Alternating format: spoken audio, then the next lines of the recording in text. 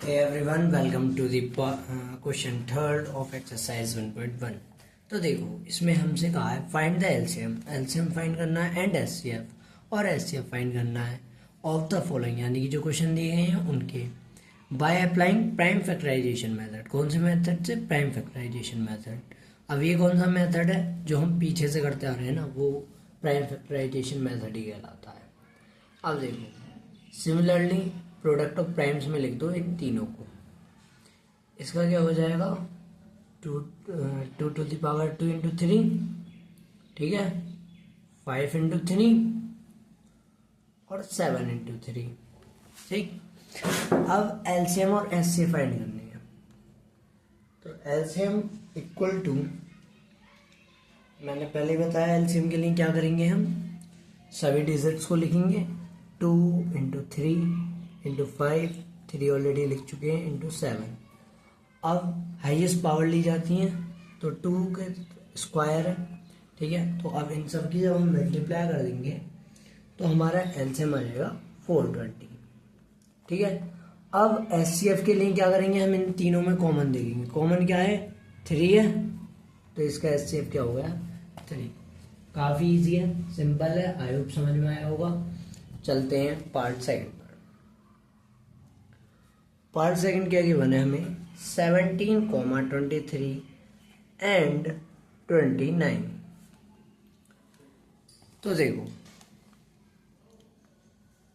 लिख दो इनके फैक्टर्स को। अब ये सभी प्राइम नंबर्स हैं, तो 17 इंटू 1 लिखो, 23 इंटू 1 लिख सकते हैं और 29 इंटू 1, क्योंकि 1 सभी का फैक्टर होता है, ठीक है ना। अब एलसीएम निकालो इसका। एलसीएम में मतलब सभी लिखने हैं, 17 इंटू 1 इंटू 23, 1 ऑलरेडी लिख चुके हैं, इंटू 29। आप जब इन सभी की मल्टीप्लाई करोगे तो आपका आंसर आ जाएगा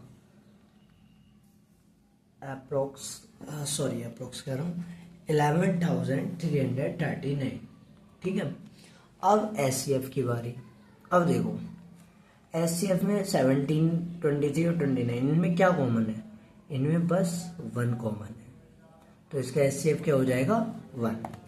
आई होप आपको समझ में आ रहा होगा। बाकी 1 सभी का एचसीएफ होता है, ठीक है, ये बात भी आपको पता होनी चाहिए।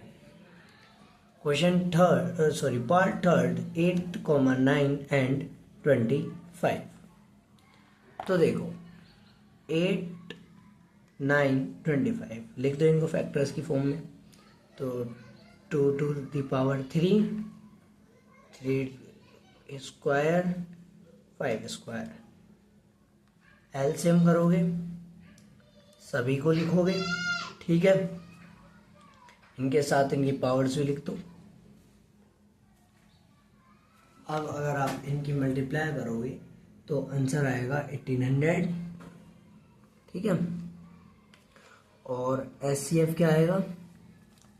देखो इसमें भी सभी अलग अलग हैं, तो हम इंटू में 1 इंटू में 1 इंटू 1 लिख सकते हैं सभी का, और जब हम सभी का इंटू में 1 लिख सकते हैं तो एचसीएफ 1 हो जाता है।